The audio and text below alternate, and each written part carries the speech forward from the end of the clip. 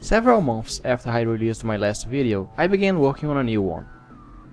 The video was meant to talk the viewer through the definition of AI, analyzing several different softwares and hardwares that consider themselves to be or to include AI, such as the game Facade from 2005 or GameSense, a Jeff Keighley promoted mailbox that analyzes your current scenario and releases aromas into the air. By the way, this thing flopped so hard you barely got essays talking about it afterward. The whole point of this now discarded video was to demonstrate how AI is an empty word, void of any regulated use.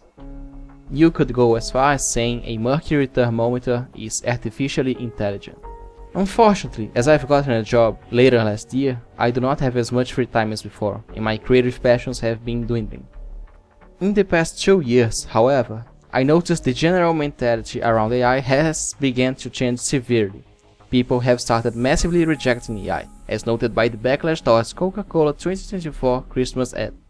People have become more aware of the environmental damage, the social damage, and more knowledgeable of how these programs work and the fact that they don't.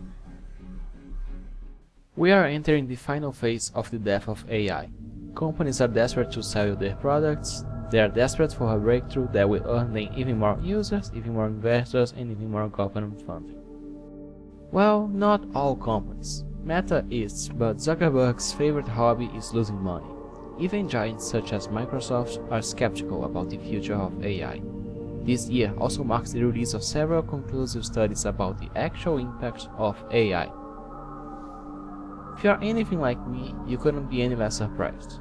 Loss of productivity, worsening mental health, and the growth of the loneliness crisis as people go as far as replacing their daily human interactions with a chatbot. On a much more positive note, it's absolutely clear how AI used for cheating at school and college more than anything. As you can see in this graph released by OpenRouter, an LLM adjacent platform, the number of daily requests in ChatGPT during summer break was, on average, less than half of the average when compared to the period previous to the break. Joe Wilkins noted on his article for Futurist that, quote, there were some dips during the school year as well, which just so happened to line up with the weekends. Analyzing what changed since the AI boom in late 2023 is a great starting point. AI promised to democratize art, removing control over creativity from greedy artists. It promised a simpler, all-answering singularity, becoming perfect encyclopedias, capable of answering your questions directly rather than have you do any research. Well, what do we have today? We have a machine that lies and hallucinates 60% of the time. If you want to know more about that, please refer to my previous video. The artist replacing aspect will be the focus here.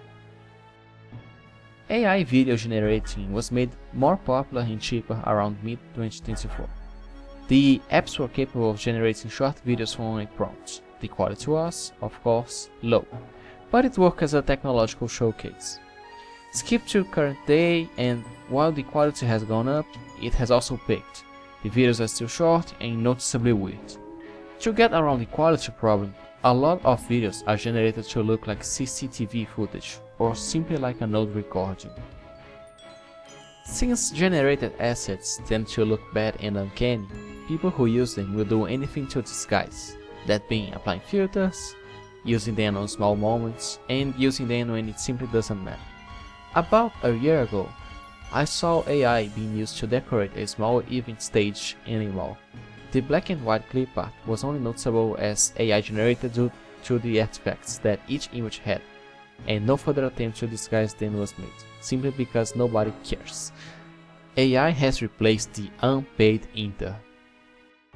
LLMs, much like the general user itself, is incapable of creating art. Art that one would want to consume, appreciate, and would even consider painful. But we paid for it. Pretty much every country on the planet has subsidized an AI adjacent project. Meaning that if you pay taxes, you paid for this. But what's the point?